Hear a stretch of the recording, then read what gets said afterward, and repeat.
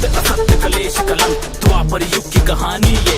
हस्तिनापुर में बीता वो जो सामने सबके लानी है। 100 पुत्र गांधारी के और कुंती को 6 का वरदान। कुछ पांडव कहलाए और बाकी को मिला कौरव का नाम। दुर्योधन को योजना आई भोजन में फिर विष मिलाया। भीम को मारने की वंशा थी बाल विवाह का ना हो पाया। आयोजित हुई ऐसी सभा सब वीर हुए थे जमा वहाँ।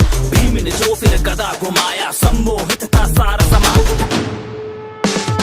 जाति कुल सम्मान को लेकर कौशल का देने प्रमाण। कर्ण ने अर्जुन को ललकारा सूत पुत्र को मिली पहचान। ऐसा फिर षड्यंत्र रचा जो पांडु वंश का अंत करे। बचा लिया पर विदुर ने उनको पांडव वन प्रस्थान करे। फिर ऐसा संदेशा आया न्योता जो स्वयंवर का लाया। होड़ मची थी वीरों की पर अर्जुन का परचम लहराया। भ्राता और पत्नी सहित घर को अब वो लौट चले। दिन देखे माता ने कहा वो शब्द भी दिल को भेद चले।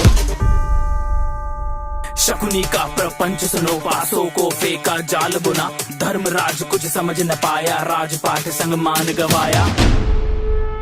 दुशासन का दुस्साहस देखो केश पकड़ द्रौपदी को लाया। पुरखों को कलंकित करना देख सका गोविंद की माया। भीम ने ली फिर प्रतिज्ञा दुर्योधन जंगा तोड़ूंगा। लहू के फिर दुशासन के मैं धड़ से अलग निचोड़ूंगा। 12 साल वो बीत चले और 13वां था अज्ञातवास। ध्वनि सुनी गांडीव की और युद्ध का हुआ आभास। कृष्ण की सेना कौरव की खुद कृष्ण चले अर्जुन के संग। फिर युद्ध छिड़ा और जहाँ भी देखा चारों ओर लहू करम। अर्जुन के मन में शंका थी कैसे उन पे प्रतिघात करे। गीता का उसको सार सिखाया धर्म का वो संहार करे।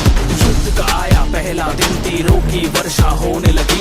भीष्म जो आए रथ पे तो पांडु सेना भी ध्वस्त लगी। दूजा दिन जब युद्ध का आया अर्जुन ने कौशल दिखलाया। शस्त्रों की टकरार हुई और भीष्म न आगे बढ़ पाया। वरदान मिला था मृत्यु भी इच्छा से हो पर शस्त्र उठे ना सामने जब से खंडी हो। खुद ही अपना राज बताया मौत को फिर खुद गले लगाया। अर्जुन तीरों से शैया बनी प्यास लगी पितामह को तो वो भी अर्जुन से ही बुझी।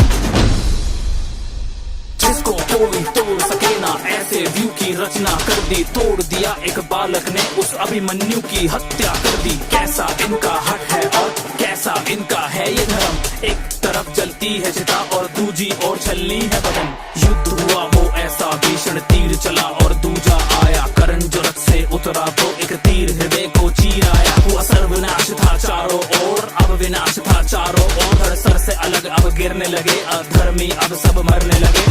धृतराष्ट्र 100 पुत्रों की संख्या भी अब कम होने लगे। शकुनी का भी अंत हुआ और था अब दुशासन का। उसके सीने को चीर दिया अब लहू के संग शववासन था। दुविधा में दुर्योधन था जीत का कोई आसार नहीं। युद्ध में कैसे विजय मिले जीवन का बस आधार यही।